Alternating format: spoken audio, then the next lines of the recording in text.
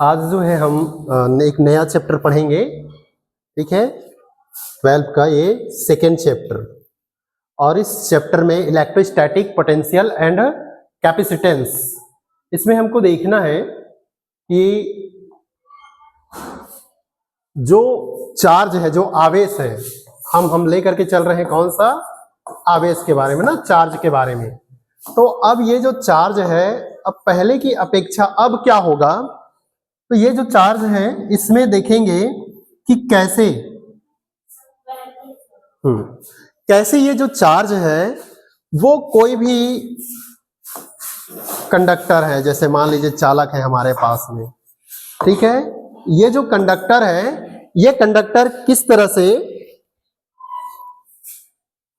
Behaviour करता है जब हम इसको चार्ज करते हैं। ठीक है, इसे चार्ज करते हैं या आवेश देते हैं।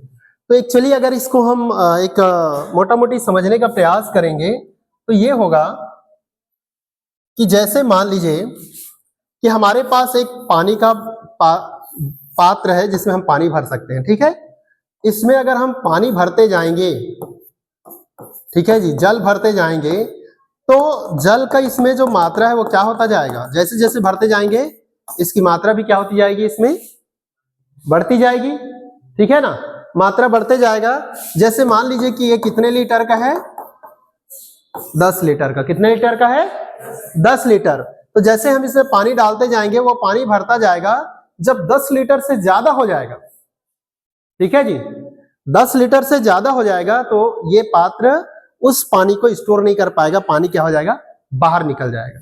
ठीक है ना, तो हम कह सकते हैं कि जैसे हम इसमें पानी भर रहे हैं, तो पानी भर रहे हैं तो पानी जो होता है कैपेसिटेंस, एक जो धारिता है इसका, एक धारिता है इसमें, उस धारिता से ज्यादा पानी आप इसमें स्टोर नहीं कर सकते। ठीक है, तो जैसे जैसे हम इसमें पानी भर रहे हैं तो पानी का मात्रा क्या होते जा रहा है, बढ़ते जा रहा है। पानी की मात्रा क्या हो रही है, बढ़ते जा रही है।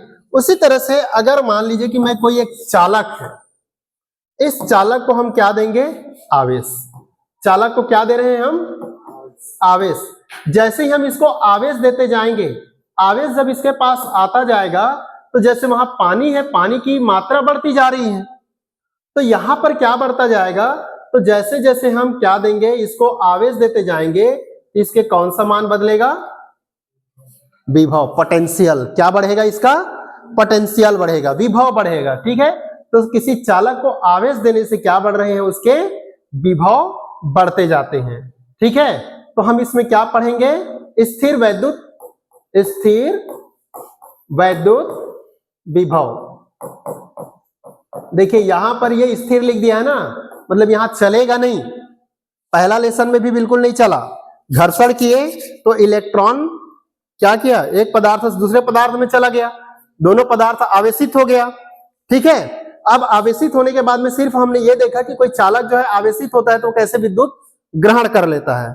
ठीक है, अब हम यहां पर आ रहे हैं, तो अब कह रहे हैं कि चालक जो है वो क्या ग्रहण करेगा, आवेश।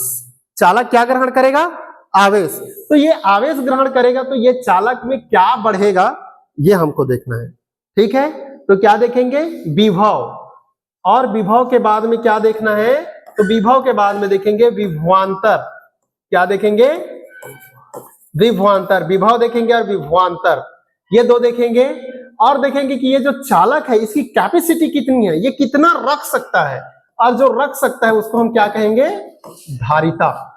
ठीक है, तो इसमें अगर आपने विभव को समझ लिया, विभव के बाद विभवांतर समझ लिया और धारिता समझ लिया, तो ये लेसन कंप्लीट। ठीक है, मैं पिछले क्लास में मैंने उसी बात को बताया था कि इसे पढ़ने के लिए आपको 27 दिन की जो पढ़ाई हमने फर्स्ट लेसन में किया है, तो ये बहुत जल्दी खत्म हो जाएगा। इसे बहुत ज्यादा एक्सेस पढ़ने की जरूरत नहीं है, थोड़ा सा दिमाग लगाना है, कॉन्सेंट्रेट करना है, और ये लेसन कंप्लीट। जैसे देखिए यहां पर दिया है, क्या लिखा है, विद्युत क्षेत्र की तीव्रता एक सदिश राशि है। ठीक है ना, हम जानते हैं विद्युत क्षेत्र की तीव्रता। विद्युत क्षेत्र की तीव्रता को जब हम इससे डिनोट करते हैं तो इसके ऊपर में क्या लिखते हैं, और सॉरी कहां गया,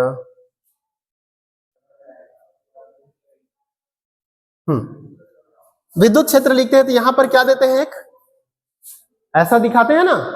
लेकिन आपका जो कहा कि जबकि विद्युत विभव एक अदिश राशि है, विभव को भी से प्रदर्शित करेंगे पोटेंशियल को, तो इसके ऊपर में डायरेक्शन लगाने की जरूरत नहीं है क्योंकि ये अदिश राशि है। तो परीक्षा में 1 नंबर का क्वेश्चन से पूछता है विभव किस तरह की राशि है, तो विभव को क्या बताएंगे, अदिश राशि। और विद्युत क्षेत्र की तीव्रता को पूछेगा तो क्या बताएंगे, सदिश राशि। ठीक है, इसके बाद देखिए आगे और जो दिया गया है क्या लिखा है, स्थिर वैद्युत स्थितिज ऊर्जा इलेक्ट्रोस्टैटिक पोटेंशियल एनर्जी। जिस प्रकार गुरुत्वाकर्षण क्षेत्र में द्रव्यमान की गुरुत्वीय स्थितिज ऊर्जा होती है, ठीक उसी प्रकार स्थिर वैद्युत में आवेशों की स्थिर वैद्युत स्थितिज ऊर्जा होती है। कहने का मतलब है कि अगर ये जमीन है, इस जमीन से किसी भी बॉडी को ऊपर लेते जाओगे, वो बॉडी ऊपर जाता जाएगा, तो इस ग्रेविटी के कारण, पृथ्वी में जो ग्रेविटी होता है ना, पृथ्वी में ग्रेविटी होता है, इस ग्रेविटी के कारण जैसे जैसे आप इसको ऊपर लेते जाएंगे, तो ऊपर लेते जाएंगे तो उस स्थिति पर, जैसे हमने यहां पर ले गया, तो यहां पर इसकी क्या होगी जी, स्थितिज ऊर्जा। क्या होगी, स्थितिज ऊर्जा। क्या आएगी, पोटेंशियल एनर्जी, स्थितिज ऊर्जा। ठीक है जी, ये आपके आएंगे। अब जैसे जैसे ये ऊपर जाएगा इसकी पोटेंशियल एनर्जी क्या होता जाएगा, बढ़ता जाएगा, स्थितिज ऊर्जा बढ़ती जाएगी। ठीक है, ठीक उसी प्रकार से इस पर अगर हम देखेंगे तो यहां पर आवेश होगा। यहां पे क्या हो रहे हैं, क्या को हम ले जा रहे हैं, किसी वस्तु को जिसका क्या है, द्रव्यमान, मास है, उस मास वाले बॉडी को हम क्या कर रहे हैं, ऊपर ले जा रहे हैं। तो जितना बड़ा मास होगा उसका स्थितिज ऊर्जा भी उतना ही ज्यादा होगा। ठीक है ना, एक छोटा सा बॉल है, टेनिस बॉल ऊपर गया तो उसको आसानी से कैच कर सकते हो, टेनिस बॉल ऊपर गया तो उसको कैच कर लेते हो, लेकिन इतना बड़ा लोहा को हम ऊपर से फेंके तो कर पाओगे, तो उसका स्थितिज ऊर्जा ज्यादा होगा। ठीक है ना, वैसे ही अगर यहां पर मान लीजिए मेरे पास में एक आवेश है, क्या है, एक आवेश, इस आवेश के कारण इसका एक एरिया में विद्युत क्षेत्र बनेगा। क्या बनेगा, विद्युत क्षेत्र। अब इस विद्युत क्षेत्र में मैं एकांक आवेश, एकांक धन आवेश, क्या बोलूं, एकांक धन आवेश, अगर एकांक धन आवेश को मैं इधर लाने का प्रयास करूंगा तो ये भी धन ये भी धन, दोनों के बीच में क्या होगा, दोनों के बीच में होगा प्रतिकर्षण। ठीक है, तो मान लेते हैं अभी ये कहां है, अनंत में, ये एकांक आवेश कहां है, अनंत पे, और ये है विद्युत क्षेत्र। ये वाला कौन सा एरिया है, इधर का एरिया। यहां से आएंगे तो क्या एरिया लग जाएगा इसका, विद्युत क्षेत्र। जैसे ये विद्युत क्षेत्र पे आएगा, एकांक धन आवेश को विद्युत क्षेत्र पे जैसे ही लाएंगे, तो विद्युत क्षेत्र में लाने के बाद अब अगर मैं इसको एकांक धन आवेश को इधर लाऊंगा तो ये क्या करेगा, इस पर कौन सा बल लगाएगा, प्रतिकर्षण बल लगाएगा। अब इसके बल के विरुद्ध काम करोगे कि नहीं, इसको इधर लाना है ना, इस एकांक धन आवेश को इधर लाना है, तो ये तो लाने नहीं दे रहा है ना, ये प्रतिकर्षण करके दूर भेज रहा है, तो इसके विरुद्ध हमको क्या करना पड़ेगा, क्या करना पड़ेगा, कार्य करना पड़ेगा।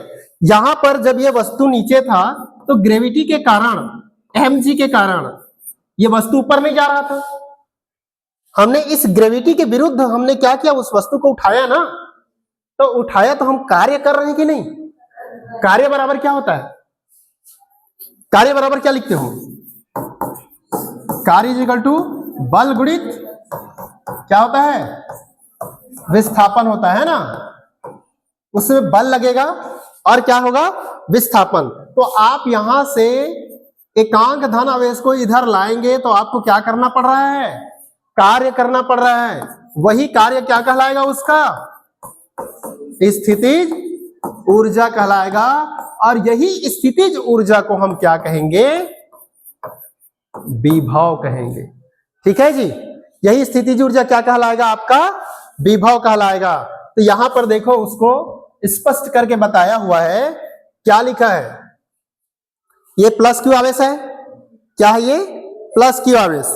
इस प्लस क्यू आवेश का विद्युत क्षेत्र की तीव्रता किस ओर है, बाहर की ओर ना, प्लस है तो इसकी विद्युत क्षेत्र की तीव्रता किधर है, बाहर की ओर है। अब ये क्या है, एकांक धन आवेश, ये क्या है, एकांक धन आवेश। एकांक धन आवेश को इस विद्युत क्षेत्र में लाने के बाद ए बिंदु से कहां तक ला रहे हैं हम, बी बिंदु तक। तो ए बिंदु से बी बिंदु तक लाएंगे तो उसका विस्थापन कितना होगा, dr लिखा है क्योंकि यहां से यहां तक की दूरी को अगर मैं कहूं तो ये कितना मान लेते हैं, 100 किलोमीटर। कितना मान लेते हैं, अप्रोक्सीमेटली ना। आपको dr समझाने के लिए मैं इसको लिखा हूं। यहां से यहां तक की दूरी कितना है, 100 किलोमीटर। और यहां से यहां तक की दूरी को मैं कितना मान लेता हूं, 1 मीटर। तो 1 मीटर मतलब नहीं के बराबर, तो नहीं के बराबर है, इसलिए यहां पर क्या लिया गया है, dr लिया गया है। तो a से b तक हम लाएंगे तो यहां देखिए क्या दिया है, ये क्या लिखा है, dw। क्या लिखा है, dw a b। मतलब हम कहां से कहां ला रहे हैं, a से कहां ला रहे हैं, b तक। तो ये जो आपका दिया है Fxt लिखा है, इसका मतलब होता है बाह्य कार्य, बाह्य बल कह सकते हैं। कौन सा बल, बाह्य बल। क्यों लगा रहे हैं, क्योंकि ये इसको आने नहीं दे रहा है, ये प्रतिकर्षण करके उसको बाहर भेज रहा है। लेकिन हम उसे क्या कर रहे हैं, ए से बी कर बाह्य बल लगा रहे हैं, ठीक है जी। और बाह्य बल, इसके विरुद्ध बल लगा करके ए से कहां ले आया, बी पर। तो इसका विस्थापन कितना हुआ, dr विस्थापन हुआ ना। तो हमने कितना कार्य किया, WAB। ये कार्य है ना, WAB क्या है, कार्य है, वर्क। तो कहां से कहां, ए से कहां ले गए आपने, बी तक आपने बल लगाया। और ये जो दिया गया है तो इसको लेंगे तो आपका क्या हो जाएगा, AB।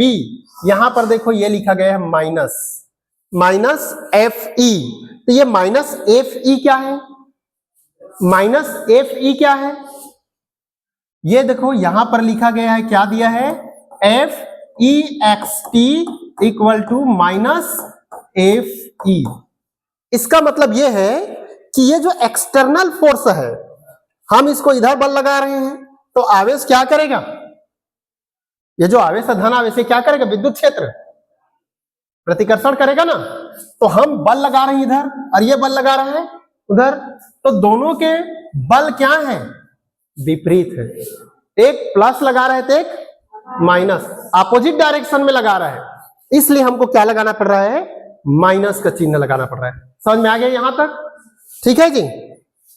अब देखिए यहां पर क्या दिया है, ये लिखा हुआ है, ये स्थिर वैद्युत प्रतिकर्षण बल के विरुद्ध किया जाता है और किया गया कार्य स्थितिज ऊर्जा के रूप में संचित हो जाता है। इसलिए आगे देखिए क्या कहता है, ये क्या कहता है, विभव। विभव क्या है, तो जब किसी एकांक धन आवेश को अनंत से विद्युत क्षेत्र के किसी बिंदु तक लाने में जितना कार्य करना पड़ता है उसे उस बिंदु का विभव कहते हैं।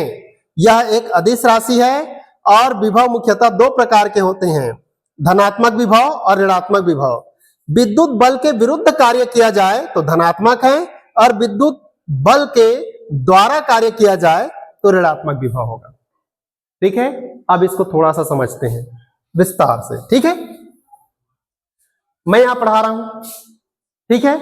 तो ये कक्षा मेरे लिए क्या है, एक मेरा क्षेत्र है, ये कक्षा क्या है, मेरा क्षेत्र है। अब इस कक्षा के बाहर मेरी आवाज जा रही है कि नहीं, इस कक्षा से बाहर जा रही कि नहीं जा रही, मेरी आवाज जा रही है ना, आवाज। तो मेरी आवाज जा रही है, तो इस कक्षा, इस दीवार के बाहर जो है वो अनंत में है। कहां है, अनंत पे है, क्योंकि वो मेरी बातों को गौर से नहीं सुन रहा है। वो मेरी आवाज जा रही है लेकिन वो नहीं सुन रहा है, ठीक है, तो वो अनंत पे है। लेकिन मेरी आवाज को अगर वो धीरे से सुन ले तो सुनने के बाद उसे अच्छा लगेगा तो वो कमरे के अंदर आ सकता है, मेरे यहां बैठ सकता है। तो मैं जो बता रहा हूं वो बाहर से सुना और उसको अच्छा लगा और वो मेरे कमरे के अंदर आना चाह रहा है, तो मैं क्या लगा रहा हूं, वो किस वजह से आया, मेरी पोटेंशियल एनर्जी। कैसी एनर्जी, मेरी पोटेंशियल एनर्जी, स्थितिज ऊर्जा, ठीक है। मेरी ऊर्जा मैंने पोटेंशियल लगाया और उसको अनंत से कहां ले आया, अपने कमरे में ले आया, मेरे क्लास में ले आया, ठीक है ना। तो मैंने कार्य किया कि नहीं किया, किसी एक व्यक्ति को अनंत से खींच करके यहां तक लाने के लिए जो मैंने ऊर्जा खत्म किया वही क्या कहलाएगा, मेरी पोटेंशियल। और वही पोटेंशियल मेरा कार्य कहलाएगा। ठीक है ना। तो कहने का मतलब है कि एक आवेश है प्लस क्यू आवेश जो बिंदु O पर है, ठीक है, और यहां से अनंत पर कोई एक क्या है, एकांक धन आवेश है। इस एकांक धन आवेश को अनंत से विद्युत क्षेत्र के किसी बिंदु तक लाने में जितना कार्य करना पड़ता है उस कार्य को ही हम विभव कहते हैं। कितने लोगों को समझ में आया? क्यों दीपिका, आया कि नहीं? थोड़ा बहुत नहीं आया? आया। ये क्या है? आवेश कहां पर है? ये O बिंदु पर। कहां पर है? O बिंदु पर एक प्लस क्यू आवेश है। और ये जो गोला बना है ये क्या है? विद्युत क्षेत्र। गोला क्या है? विद्युत क्षेत्र। और ये आवेश कितने दूर पर है? अनंत पे। तो अनंत से एकांक धन आवेश को विद्युत क्षेत्र के किसी बिंदु तक लाने में क्या किया गया? कार्य किया गया। और यही कार्य, जितना कार्य आपने किया उसी कार्य को क्या कहते हैं? विभव कहते हैं। ठीक है। अब विभव दो प्रकार का होगा। दो प्रकार का कैसा? अगर ये प्लस है तो हमें कार्य करना पड़ेगा, और अगर ये माइनस है तो ये खींच लेगा ना, इसको ये कार्य करेगा। तो ये खींचेगा तो कार्य ऋणात्मक हो जाएगा, खींचेगा तो कार्य क्या हो जाएगा? ऋणात्मक। और हम इस पे कार्य करेंगे तो क्या होगा? धनात्मक। उसी को लिखा देखो, वैद्युत बल के विरुद्ध कार्य करेंगे तो धनात्मक विभव होगा, और विद्युत बल द्वारा एकांक आवेश पर बल लगेगा तो क्या होगा? ऋणात्मक होगा। तो विभव कितने लोगों को समझ में आया बढ़िया से? हाँ, और बाकी सभी को आ गया ना? बस एक लाइन रट लो, क्या है कि एकांक धन आवेश को अनंत से विद्युत क्षेत्र के किसी बिंदु तक लाने में जितना कार्य करना पड़ता है उस कार्य को ही हम विभव कहते हैं। ठीक है, पोटेंशियल कहते हैं। यह कैसा राशि है? अदिश राशि। कैसा राशि है? अदिश राशि है। ठीक है। और धनात्मक विभव, ऋणात्मक विभव, यह भी समझ में आ गया। आगे देखिए, आगे क्या कहता है इसका एसआई मात्रक। विभव का एसआई मात्रक वोल्ट होता है। क्या होता है? वोल्ट होता है। इसको समझना, वोल्ट को। जो आपके घर में करंट आती है ना, तो करंट कितना वोल्ट का होता है? 230, 220 से 230 वोल्ट का करंट आता है ना। तो ये वोल्ट का मतलब क्या है, यही समझाना है हमको। ठीक है जी। ये वोल्ट का मतलब क्या होता है? हमारे घर में जो करंट आता है तो उसको एम्पियर धारा में हम नापते हैं और वोल्ट में नापते हैं। तो वो वोल्ट क्या है? 1 वोल्ट, 2 वोल्ट। जैसे हमारे घरों में बल्ब लगी रहती है, ये 9 वाट का बल्ब है, 18 वाट का बल्ब है, ऐसे बोलते हैं ना, 100 वाट का। ये जो वाट है वो क्या है? वोल्ट है। ये क्या है? एम्पियर। ये क्या है? वो सारी चीजों को पढ़ते जाएंगे, बढ़िया से आपको समझना है। ठीक है। तो विभव का एसआई मात्रक क्या है? वोल्ट। क्या है? वोल्ट। V बराबर W बटा क्या लिखेंगे? Q। W बराबर W बटा Q। यहां देखिए विभव, क्या पढ़ेंगे हम? विभव। तो विभव का क्या लेंगे हम? V। क्या ले लिया? V। तो V बराबर हमारा क्या होगा? W बटा Q। तो V बराबर W को क्या बोलेंगे? कार्य। और Q को क्या बोलेंगे? आवेश। ठीक है। अब आगे और हम इसको अगर बनाना चाहें तो क्या लिख सकते हैं? तो विभव को लिख लेते हैं 1 वोल्ट। कितना वोल्ट? 1 वोल्ट, क्योंकि एसआई मात्रक क्या होता है इसका? वोल्ट। विभव का एसआई मात्रक वोल्ट। ठीक है। अब कार्य का मात्रक क्या होता है? कार्य का मात्रक जूल। और आवेश का मात्रक क्या होता है? कूलाम। क्या होता है? कूलाम। अब देखिए, एक कूलाम आवेश को जैसे अगर मैं यहां लिख दूं, कोई एक चालक ले लेता हूं। ठीक है, मैंने क्या ले लिया? एक चालक। ठीक है जी। अब ये परिपथ बन गया। इस परिपथ में एक कूलाम आवेश को मैं इसमें ले जाऊं, तो एक कूलाम आवेश को ले जाने में अगर मैं कितना खर्च कर रहा हूं? 1 जूल का खर्च कर रहा हूं। कितना? 1 जूल का। 1 कूलाम आवेश को इस परिपथ में ले जाने के लिए अगर मैं 1 जूल खर्च कर रहा हूं तो कितना वोल्ट होगा? 1 वोल्ट। ठीक है ना? तो देखिए इसी को लिखा है, यदि 1 कूलाम आवेश को अनंत से विद्युत क्षेत्र के किसी बिंदु तक लाने में 1 जूल कार्य करना पड़ता है तो उस बिंदु का विभव 1 वोल्ट होता है। ठीक है, समझ में आया थोड़ा बहुत कि नहीं जी? जो आप काम करते हो, कार्य करते हो, तो वो कार्य किसमें खर्चा होता है? अगर मैं कहूं, ठीक है, हम खाना खाते हैं, ठीक है, कोई भी चीज खाते हैं, तो खाते हैं वो किसमें खाते हैं? किसमें खाते हैं? कैलोरी में खाते हैं। और जब काम करते हैं तो वो काम किसमें खर्च होता है? जूल में खर्च होता है। ठीक है, तो ये कार्य का मात्रक है। अगर मैं 1 वोल्ट की बारे में बात करूं तो 1 वोल्ट बराबर कितना? तो 1 वोल्ट कहने का मतलब है कि 1 कूलाम आवेश को, 1 कूलाम आवेश को मैं अगर अनंत से विद्युत क्षेत्र के किसी बिंदु तक लाऊंगा, ठीक है, ये मेरा क्या है? विद्युत क्षेत्र। ये क्या है? विद्युत क्षेत्र। मैं इस एरिया को एक विद्युत क्षेत्र मानता हूं। इस विद्युत क्षेत्र से यहां पर कितने आवेश हैं? 1 कूलाम। कितना आवेश है मेरे पास? तो 1 कूलाम आवेश कहां पर है? इस अनंत से 1 कूलाम आवेश को इस विद्युत क्षेत्र के बिंदु तक लाया। 1 कूलाम आवेश को इस विद्युत क्षेत्र में लाया तो मैंने कितना कार्य किया? 1 जूल कार्य किया। तो 1 जूल कार्य किया तो कितना वोल्ट होगा? यही कह रहा है। अब समझ में आ गया? ठीक है, ऐसा ही मात्रक ध्यान में रखिएगा इसको। ठीक है ना? बहुत बार परीक्षा में इसको पूछता भी है। अब आगे देखिए क्या दिया है, जूल बटा आवेश या कार्य बटा आई इंटू टी लिख सकते हैं, क्योंकि हमारा जो धारा का मान जो होता है, विद्युत धारा का मान होता है, धारा आई बराबर हम लिखते हैं Q अपान टी लिखते हैं। तो आवेश Q बराबर क्या हो जाएगा? आई इंटू टी हो जाएगा। वही आई इंटू टी धारा इंटू समय। आवेश बराबर क्या हो जाएगा? धारा इंटू समय। तो यहां देखिए वोल्ट बराबर बल गुणित विस्थापन, एम्पियर गुणित सेकेंड। धारा को एम्पियर से मापते हैं और समय को सेकेंड से मापते हैं। बल का मात्रक क्या है? न्यूटन।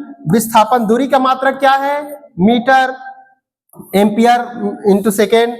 तो न्यूटन मतलब क्या होता है? बल बराबर क्या लिखते हो? F बराबर m इंटू ए। एम क्या है? द्रव्यमान। ए क्या है? त्वरण। ये देखो त्वरण है, इंटू मीटर। अब त्वरण को क्या मानते हैं जी? त्वरण क्या होता है? विस्थापन बटा समय अंतराल। विस्थापन बटा समय अंतराल।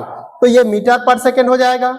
और जब हम इसको हल करेंगे तो इसका विमीय सूत्र आएगा इतना, m के पावर m, l का पावर 2, t का पावर -3, a का पावर -1। ठीक है, तो परीक्षा में पूछेगा विभव का एसआई मात्रक क्या होता है, परीक्षा में पूछेगा उसका विमीय सूत्र कितना होता है, परीक्षा में पूछेगा एक अर्ग बराबर कितना जूल होता है। ठीक है, तो इतने को आप लोगों को क्या करना है? लिख करके रखना है। ठीक, क्लियर? ओके, आगे देखिए, विभव से अब समझ में आ गया ना विभव के बारे में पूरा, क्योंकि विभव की परिभाषा लिखेंगे आप। विभव की परिभाषा के बाद आप 1 वोल्ट का परिभाषा लिखेंगे, एसआई मात्रक लिखेंगे, अदिश है कि सदिश राशि लिखेंगे और विमीय सूत्र लिखेंगे। 2 नंबर कंप्लीट। ठीक है, आगे देखिए, अब ये जो है कैसा बल है? संरक्षी बल होता है। कैसा बल होता है? स्थिर वैद्युत बल संरक्षी बल होता है। अर्थात अगर ये ए से बी तक गया, इस रास्ते से ए से बी तक गया, तो इसे जितना कार्य करना पड़ा उतना ही कार्य ये वापस आएगा तो भी करेगा। जितना कार्य जाने में लगाएगा, W क्या लिखेंगे? WAB, तो वापस आएगा तो क्या हो जाएगा जी? WBA। WAB और WBA, तो ये इस कंडीशंस में आएगा। अर्थात आपका क्या होगा? WAB plus WBA 0। एकांक धन आवेश को स्थिर विद्युत क्षेत्र में किसी बंद परिपथ में एक बिंदु से दूसरे बिंदु तक लाने में किया गया कुल कार्य शून्य होता है।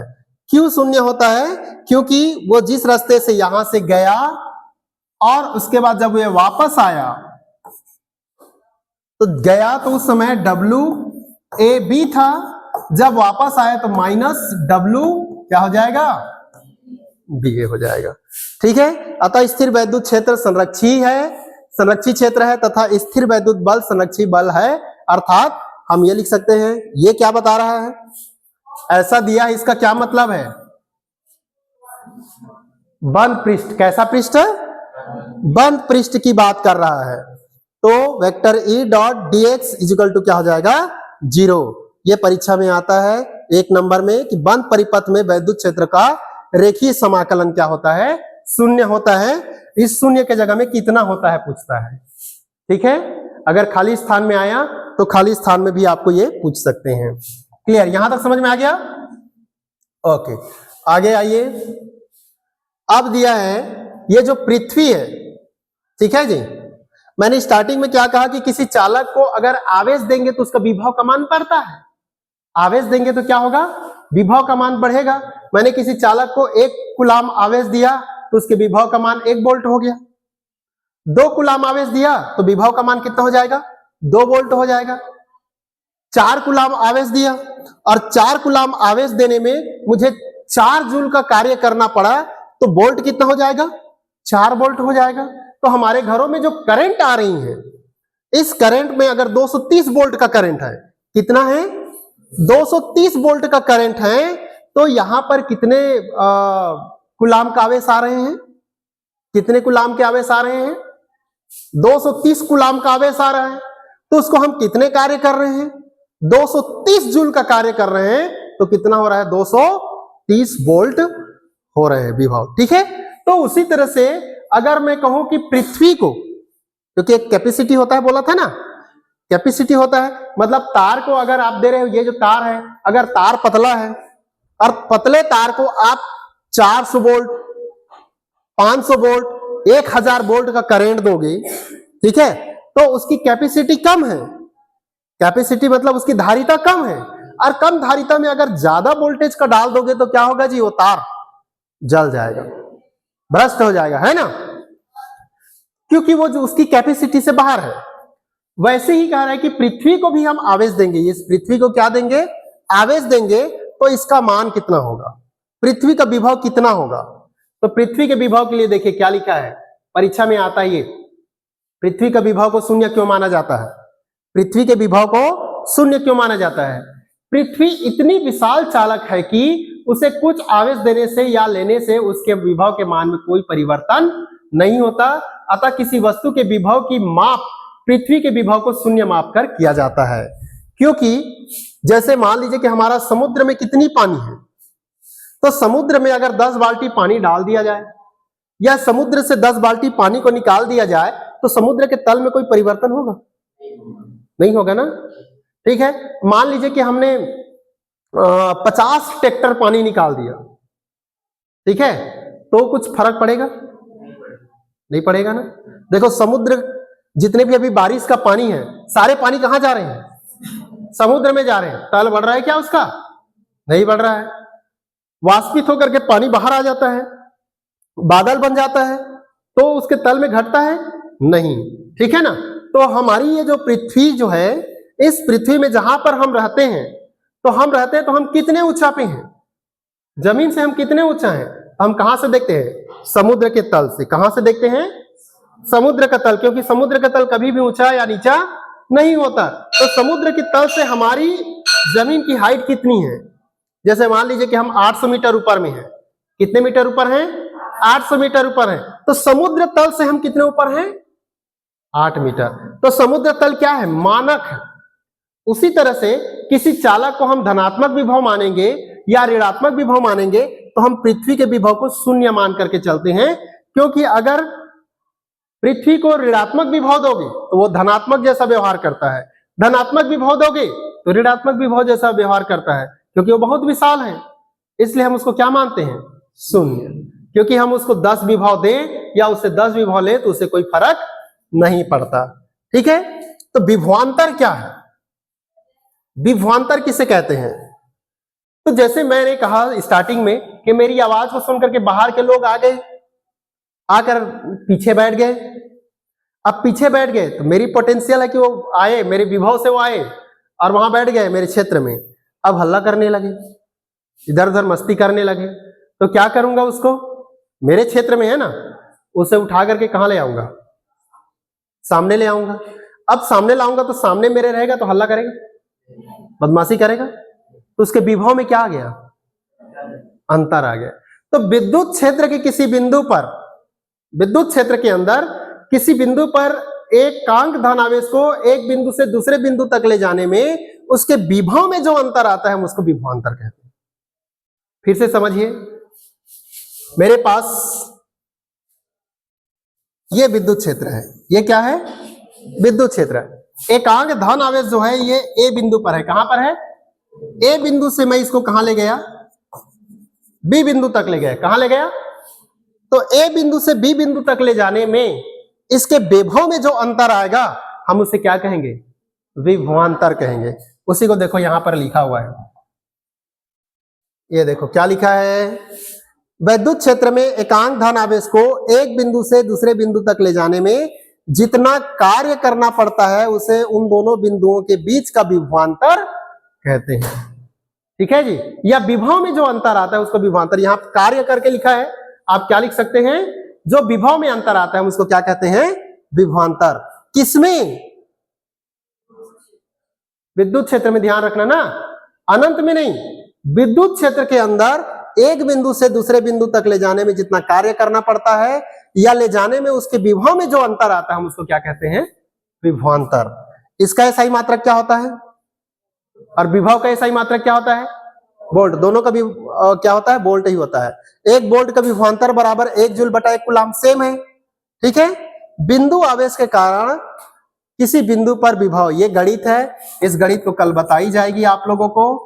Q जो दिया गया है ए बिंदु पर है, यहां से एकांक धन आवेश कहां पर है, अनंत पर, कहां पर है, अनंत पर है। अनंत से हम इसको कहां लाएंगे, P बिंदु तक, कहां पर लाएंगे इसको जी, P बिंदु तक लाएंगे, और ये यहां से यहां तक ए बिंदु पर x दूरी पर है, कहां पर है, x दूरी पर, कहां पर, x दूरी। तो एकांक धन आवेश को हमने कहां पर ले आया, ए बिंदु तक, विद्युत क्षेत्र के अंदर में आ गया।